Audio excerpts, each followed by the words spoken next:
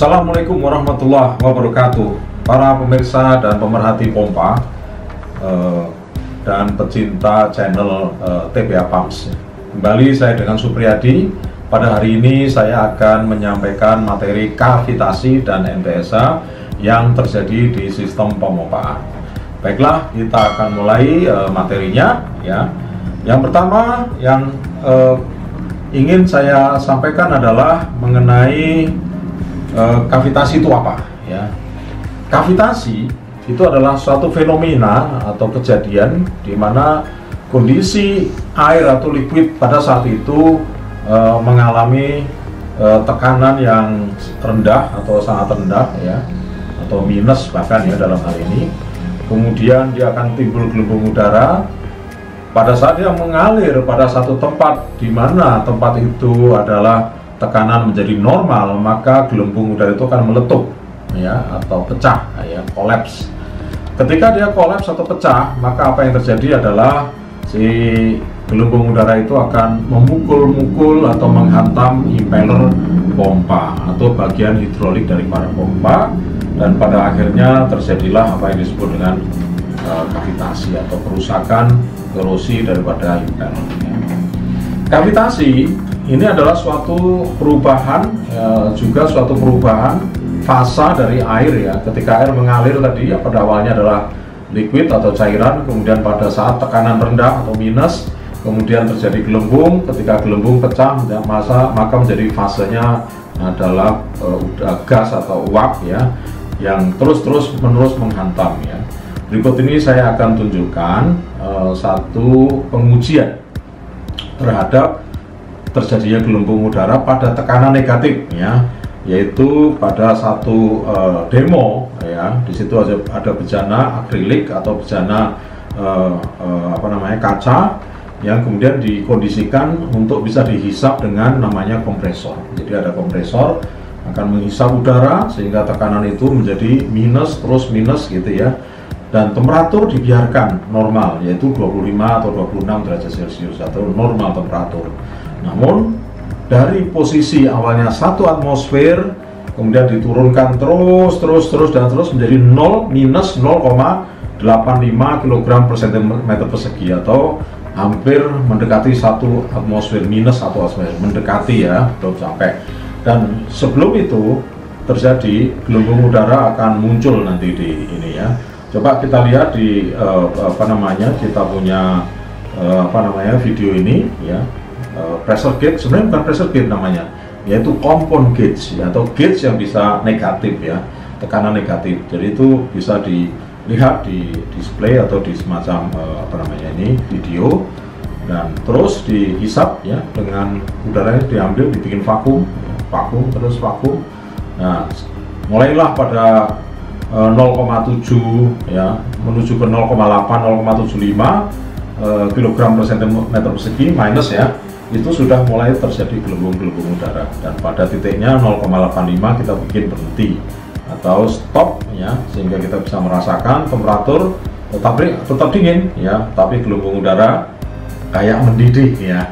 Nah, inilah fenomena yang disebut negative pressure, dan ini adalah kondisi yang biasa bisa terjadi di sistem pemompaan, terutama pada negative pressure ya, atau pompa-pompa dengan suction negatif yang sangat lumayan besar, baik itu di pompa-pompaan, sistem pemompaan seperti di HVAC, kemudian di distribusi pompa, atau di pompa yang dipakai di sistem boiler air panas. Itu sering terjadi sedemikian. Oke, baik, saya lanjut. Kemudian setelah kita bicara kavitasi, maka kita harus bicara juga NPSA, karena ini ada hubungannya ya. NPSA itu adalah net positive suction head ya, atau ini sebuah angka yang memang kita pastikan untuk memastikan apakah sistem instalasi pompa kita itu kavitasi atau tidak ya. Angka-angka ini perlu kita cari ya, apakah itu berbentuk satu NPSA A available dan NPSA R required. Available itu adalah di sistem, jadi di sistem kalau kita lihat kita bisa hitung NPSA A sama dengan gitu ya, tekanan atmosfer dikurangi dengan vapor pressure dikurangi dengan kemudian friction loss dikurangi lifting dan lain-lain, maka kita dapatkan NPSA available. Jadi NPSA available itu sistem ya, piping ya.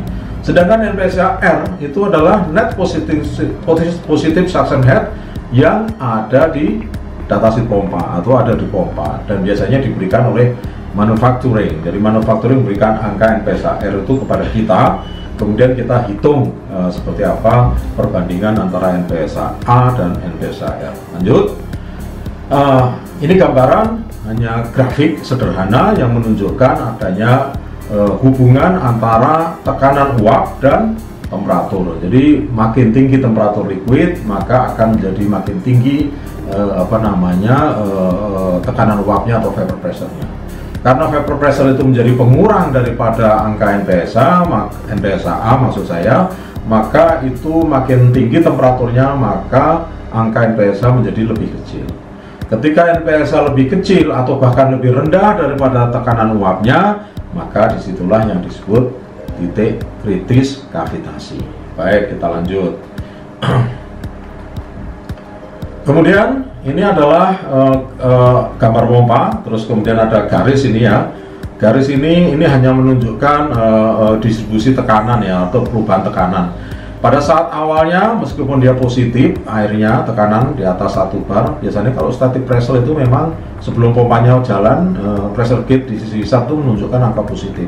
Tapi begitu dijalankan, maka beranjaklah atau mulailah angka itu menjadi negatif atau berkurang.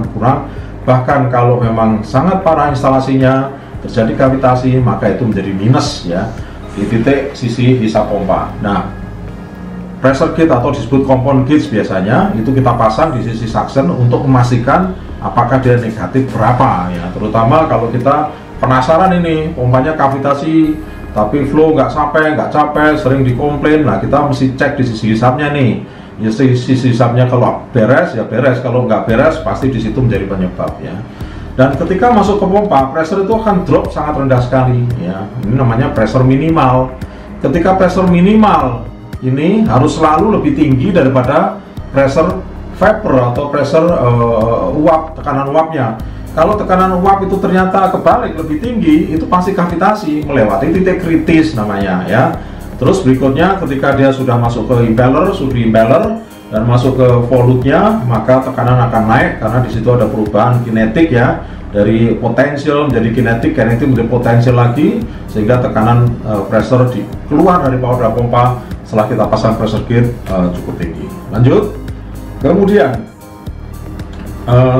ini adalah gambaran bubble yang muncul di potongan impeller. Ini adalah potongan impeller, bubble yang collapse tadi, yang pecah tadi karena tekanan dari negatif terus kemudian ke tekanan positif atau tekanan normal, maka dia akan pecah dan ini adalah merusak.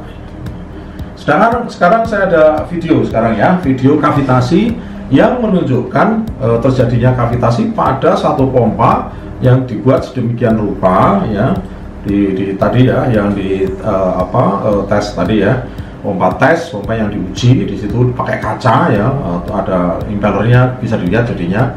Terus kemudian di sisi tangki tadi dibikin negatif ya, sedikit negatif, tidak sampai 0,85 sebenarnya, tapi negatif intinya ya, di bawah 0 ya. Apalagi kalau 0,85 kavitasinya lebih jelas lagi terlihatnya. Jadi kavitasi ini bisa juga terjadi karena permainan valve ya.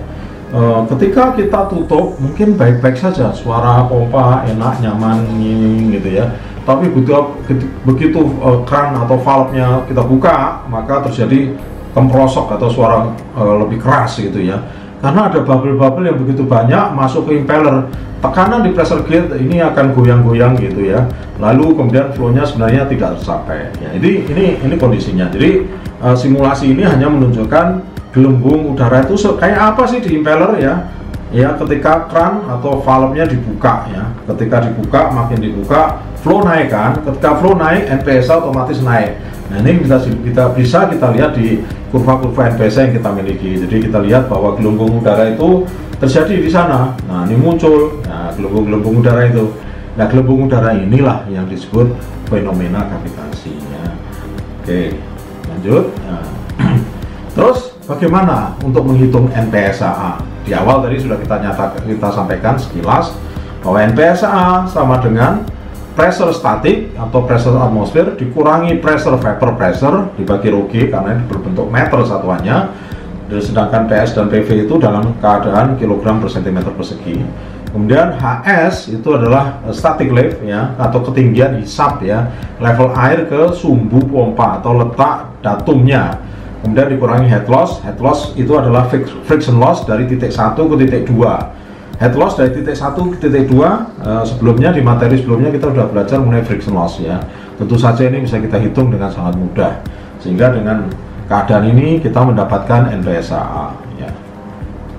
Lalu untuk menentukan net positive suction head required ya, yang biasa diberikan oleh manufacturing ya, mereka melakukan tes sebenarnya.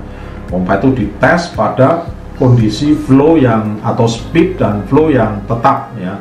Kalau dia 4 pole ya diputar dengan 4 pole, kalau 2 pole ya diputar dengan 2 pole pada kondisi performance konstan ya, di titik maksimal, di titik 100%, 75%, 50%, 25% dan titik kecil atau mungkin lebih kecil dari itu ya. Sehingga didapatkanlah angka-angka yang disebut kavitasi ya, angka cavitation set ya, kita set bahwa set daripada kavitasi itu paling tidak adalah NPSA A ya, NPSA A dan NPSA R itu bedanya 3% ya, kurang lebih begitu. Lalu ada 3% itu biasanya nggak ada masalah, artinya memang itu range yang diperbolehkan minimal ya, kalau lebih dari itu pasti lebih baik ya. Oke, sekarang kita melihat kondisi melihat kurva pompa, yang dilihat adalah NPSA-nya ya. Kemudian ada juga pada saat kita memilih pompa, biasanya kita milih BEP ya, Best Efficiency Point. Nah, BEP ini biasanya titiknya adalah NPSA yang terbaik juga. Di samping efisiensinya terbaik, juga NPSA-nya terbaik, artinya running without problem atau free cavitation ya.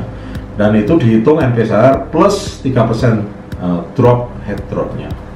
Lantas margin ya, NPSA margin membandingkan antara NPSA A dan NPSA R, di situ ada ketentuan margin namanya. Sudah head loss ada 3% tadi dari NPSA A dikurangi 3%, kemudian dibandingkan dengan NPSA R, bedanya antara NPSA A plus 3% dikurangi 3%, kemudian dibanding NPSA R itu ada margin berapa? Nah, ketentuan dari Institut Hydraulic Institute ANSI HI itu ini ya. Bisa kita lihat tergantung aplikasinya. Kalau air dingin 35 sampai 50, kalau hidrokarbon 10, kalau small boiler 50, energi heat pump dan lain-lain itu 100 sampai 200. Jadi makin panas penggunaan, marginnya itu dinaikkan. Kenapa margin dinaikkan? Supaya tidak kavitasi gitu, lebih aman. Makanya kita tidak heran biasanya suction lift dari pompa-pompa boiler air panas itu selalu ditaruh di atas. Pompa kenapa ditaruh di atas sih feed tanknya, feed water tanknya? Ya karena untuk masalah kavitasi ini ya, supaya aman dari gangguan kavitasi, dan safety atau gap sini kurang lebih antara 50 kalau yang kecil, kalau yang gede sampai 100 dan 200. Oke, kemudian jika terjadi kavitasi, maka performance akan mengalami penurunan atau fall off in head ya. Jadi fall off in head, jadi headnya akan drop turun. Kemudian diikuti dengan fall off in efisiensi, jadi efisiensi juga turun, itu otomatis ya, performance turun, efisiensi turun. Terjadi pada saat apa? Pada saat flow dibesarkan ya, pada saat keran makin dibuka penuh, maka kavitasi itu potensinya lebih besar. Kalau kita cekik atau kurangkan, maka potensi kavitasi jauh lebih kecil ya. Oke, nanti kita bahas lagi. Kemudian apa gangguan lain dari kavitasi? Salah satunya adalah noisy. Jadi di dalam kavitasi itu akan terjadi disebut noisy atau gangguan suara. Dari spektrum gambar ini, noise level ini kita lihat bahwa pada saat terjadi kavitasi ini area, kalau kita pasang level sensor atau suara ya, itu frekuensi atau suara, maka sangat tinggi sekali dibanding normalnya. Jadi gampang ditengarai, suaranya agak kasar dan kemrosok ya kalau bahasa saya ya. Kayak aneh, dan kadang suaranya kayak ngomong gitu, jadi ada semacam ayunan suara itu. Baik ya, lanjut. Kemudian Nah, setelah tadi kita tahu mengenai kavitasi, ciri-cirinya, ya, pressure yang naik turun, suara noise yang berlebih, performance yang drop, efisiensi yang drop, dan lain sebagainya, maka pada saat kita memiliki instalasi pompa seperti gambar berikut ini ya, biasanya kita memastikan ada pertanyaan, Pak, ini bisa dihisap dengan hisap berapa meter ya. Tentu untuk menentukan hisap berapa meter ini, kita harus tahu NPSA pompanya, NPSA R-nya ya. Berapa kedalaman yang bisa dimaksimalkan ya. Lalu kemudian flow kapasitas diameter itu standar. Memang kalau untuk mencari friction loss kan seperti di awal, kita pasti tahu flow dan mesti tahu pipe, pipa, ukuran pipa, dan material pipa, layoutnya seperti apa ya, baru kita bisa hitung. Oke, coba kita perhatikan bagaimana menghitung HS ya. Di rumus awal, nah sebenarnya rumus ini mengacu namanya rumus Bernoulli ya. Jadi rumus Bernoulli itu adalah pressure adalah konstan ya, energi itu konstan. Energi itu kita bisa bagi energi potensial, energi kinetik, dan energi elevasi ketinggian. Itu konstan. Nah, itu diterjemahkan dalam bentuk ini, NPSA A ini. NPSA A sama dengan PS dikurangi PV dibagi rho G dikurang HS dikurang head loss. Head loss itu friction loss ya. HS itu tadi ketinggian tadi. Kalau kita taruh HS ditaruh di sebelah kiri dan NPSA ditaruh sebelah kanan ya, biasa kita mendapatkan rumus yang ini ya. Karena berbanding kebalik ya, ditukar aja. Lalu kalau NPSA A itu dari awal adalah NPSA R ditambah margin, ingat ya, margin tergantung aplikasinya. ANSI HI tadi sudah mensyaratkan margin sekian persen, 50% contohnya untuk cold water misalnya, 100% untuk small boiler, 200% bahkan untuk energy heat pump ya. Ini dimasukkan ke sini, jadi kita tahu HS adalah PS min PV dibagi rho G min friction loss, head loss, kemudian NPSA R plus margin. Nah, ini NPSA R ini kita dapat dari pompa plus margin. Maka ini menjadi angka HS itu kemampuan maksimal ya, sehingga kita bisa hitung berapa ya.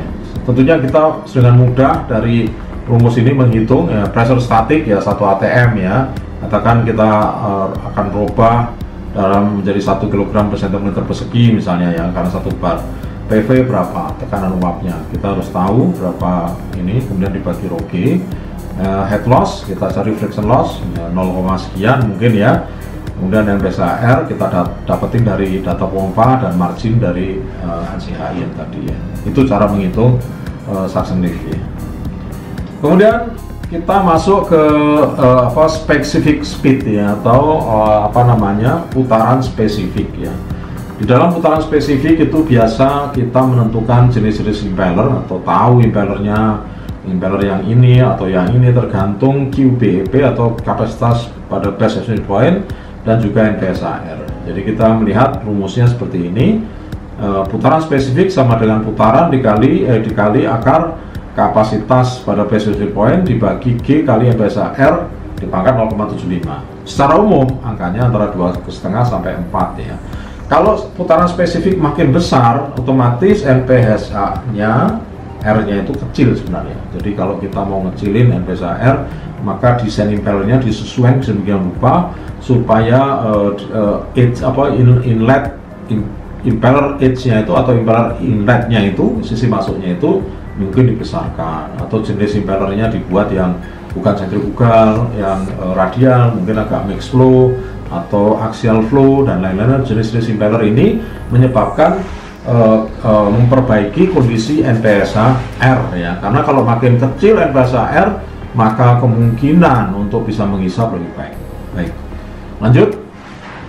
Ini adalah NPSA R dikaitkan sama putaran, bahwa perubahan putaran itu juga sebenarnya menaikkan NPSA. Nah, semakin tinggi RPM maka NPSA akan naik, makin turun RPM NPSA akan turun. Lanjut, ini adalah internal resirkulasi atau swir. Ini sering terjadi ya, kalau desainnya tidak sempurna itu ada semacam balik ya, air balik, dan ini mempengaruhi nilai NPSA juga ya. Atau mungkin clearance-nya nggak terlalu bagus sehingga pressure yang sudah keluar dari outlet dari impeller itu return back atau balik melalui celah-celah sealing atau neck ring dari impeller itu dan masuk kembali ke sisi hisap.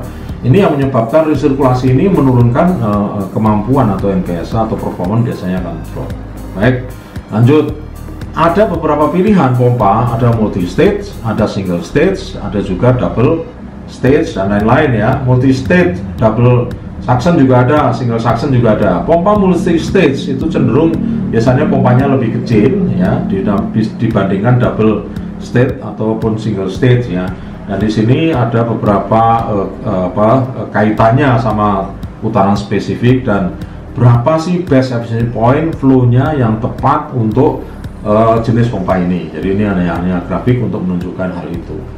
Lantas kemudian secara teknis ya, bagaimana untuk mengurangi kavitasi, terutama NPSA air dari desain dari factory ya. Artinya beberapa cara memang harus dilakukan. Kalau memang pompa kita itu NPSA airnya tinggi, maka kita lakukan ini. Misalnya dengan menggunakan velocity yang lebih lambat, artinya memperbesar diameter pipa kita besar sisi hisapnya ya dari standarnya. Maka tidak heran pompa suction, double suction ya, pompa split case dan lain-lain, pipanya itu selalu dikasih lebih besar, satu tingkat lebih besar, sehingga butuh reducer atau eksentrik, konsentrik dan lain sebagainya.